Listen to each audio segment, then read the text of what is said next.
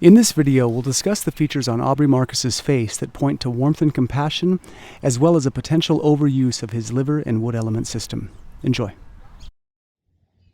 Hey everyone, welcome back to another face reading.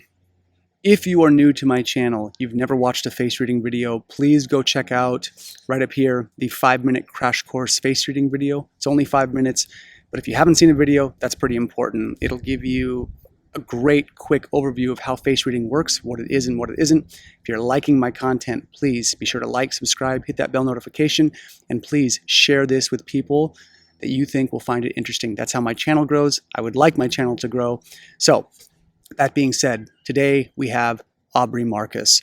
If you're not familiar with Aubrey, he is the owner of Onnit. I should say he was. He started and founded the company, I believe, with Joe Rogan, probably some other investors as well. And then I think not too terribly long ago, he ended up getting out of that company. So I know he's still involved with it. He still works at the Onnit gym, which is in Austin, Texas, which is where he lives. And so Aubrey Marcus is an entrepreneur. He's a fitness guy for sure. He's definitely moved into kind of the metaphysical, spiritual aspect of things.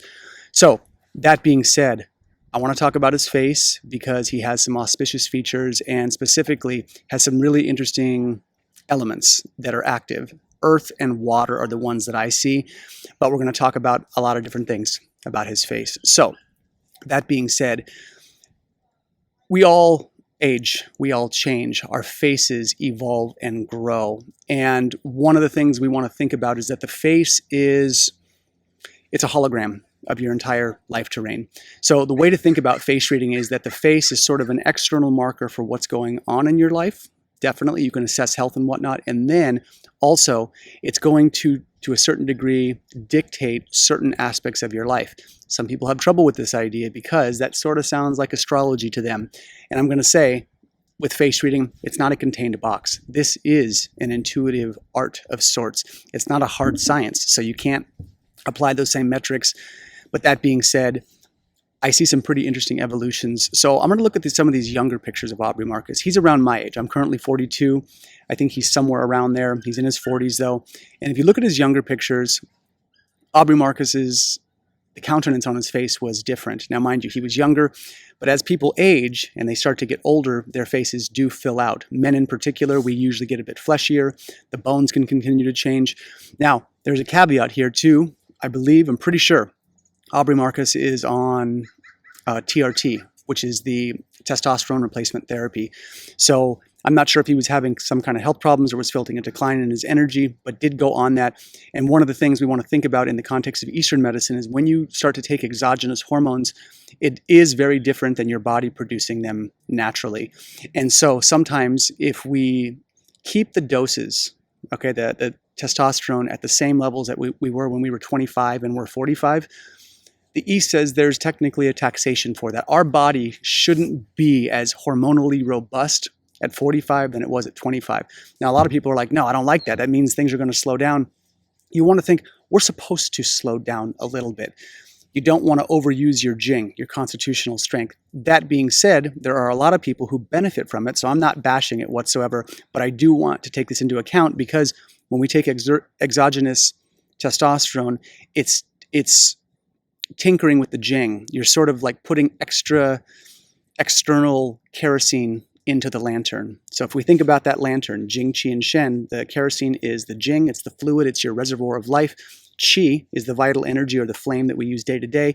And then the light that's shining on the walls in the room from the kerosene lantern is the spirit, it's the consciousness, it's the immaterial part you can't quite measure.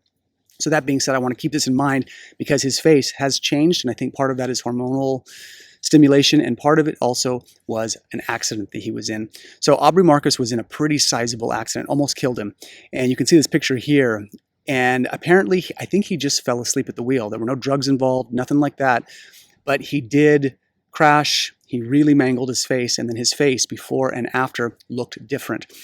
I think, his face healed very well, and he may have had to have some reconstructive plastic surgery. I'm not totally sure, but we're going to talk about this because when we see a trauma to the face is a hologram. It's a two-way street. So if our face changes from an injury and we have a scar or something shift, it is going to augment the life terrain. It changes the shape of the face. The world sees us differently, and the person, when they look in the mirror, is going to see themselves differently, and that reflection does speak to us. But I also find it interesting because these younger pictures of Aubrey Marcus, he looks more juvenile. He just looks like a younger man. There's something a bit more boyish about him. And then post-car accident, yes, he's gotten older, but there's a countenance in his face that looks a bit more serious, a little more meaty, and it looks like there was an evolution. My guess is something like this, where you have a near-death experience, the personality does shift, and that's one of the things we want to think about. So the thing that I notice is before and after, okay, these photos of pre-accident and post-accident, is the changing of his nose. Now, his nose had a pretty strong nose, okay, in his younger years, and as he's gotten older, his nose has gotten larger, and it also took on a slightly different countenance and shape post-accident. The thing we have to remember is that the nose is the central mountain of the face. It's a metal element feature. It's also representative of the 40s. So with his nose getting a bit larger, and sure, some good character bumps as a result of that accident, what that means is the central mountain of his face changed, which means the terrain of his 40s changed. When we see a nose that has bumps, okay, or that has some big shifts like that, you want to think of it as a mountain that we're climbing. The nose, okay, if you think of a person, like a little miniature person scaling that nose, that's the mountain they have to climb. So when we see a dominant nose, a big nose, this means that the person in their 40s typically is going to have something to scale in their 40s, either a new direction if the nose has changed, but you want to think undulations, shifting, bumps, changing of the shape of the nose changes the shape of that mountain and how we climb it. So that being said, some things to think about when we're looking at him. Now, one of the things I noticed about Aubrey Marcus too is he's got pretty sparse eyebrows. And that's interesting because he's got some pretty dominant wood energy. We can see the dominance of the wood in the fitness sphere. When a person is cut, when they work out, when they're very driven to exercise, that's all wood energy. Now we can see this in his face, okay, through a pretty strong jawline. Now it's not excessively robust, but in his younger years you can see this cut jaw. But interestingly, he's got pretty sparse eyebrows.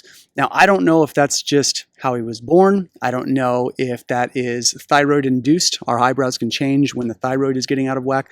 But one of the things we see, and again, this is something I'm not talking to him directly, so I can't probe him and ask, but if we have full eyebrows and they start to disappear or they start to fade, this is usually, like I said, thyroid imbalances or the liver energy.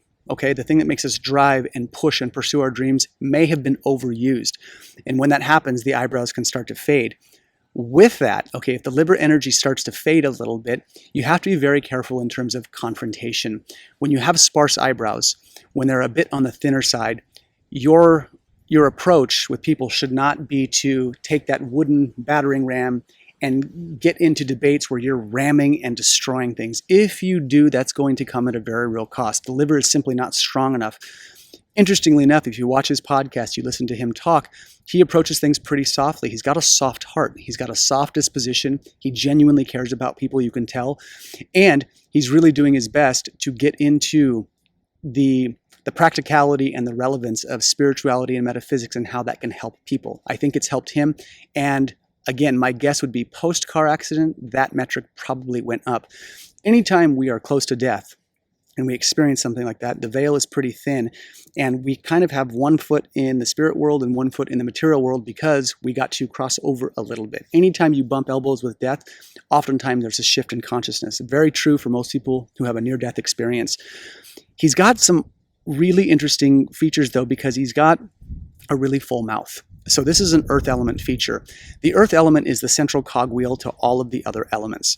It's the central piece, the other four elements flank it classically, which means earth kind of regulates everything to a certain degree. It's a very strong element because it's at the center.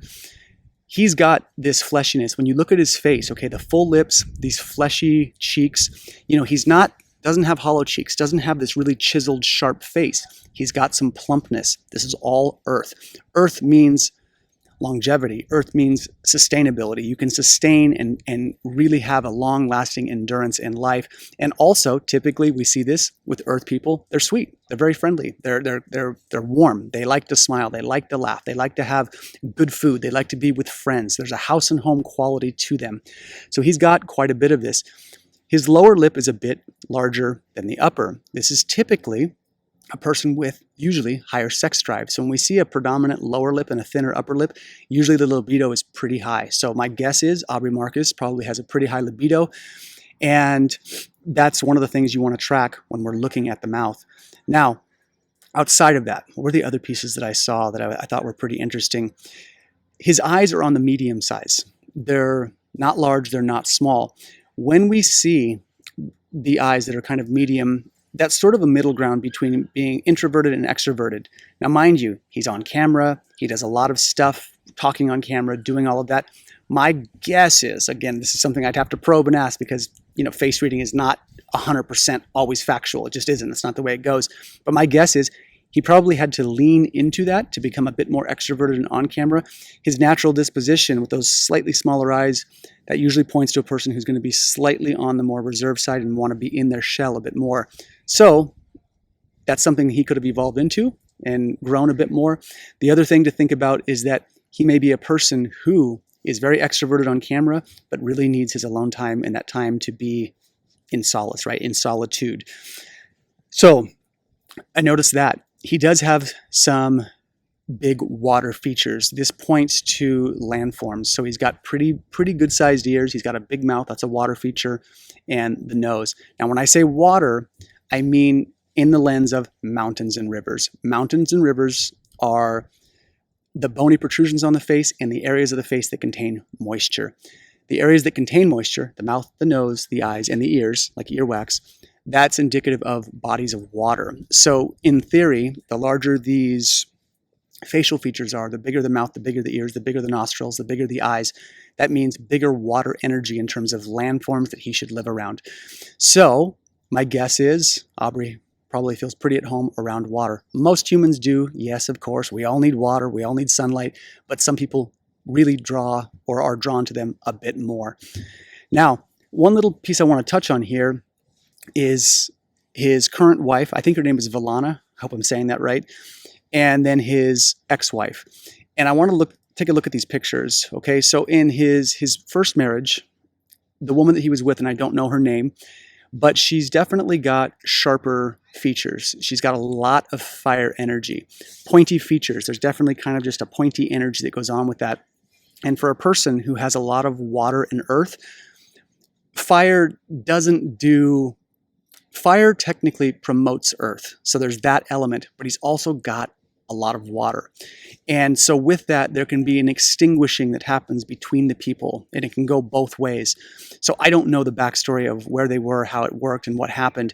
But his current wife, Valana, if you look at the countenance in their face, the way the light comes out of the face, the countenance, the smile, the type of energy, the warmth that comes out, it's more aligned now.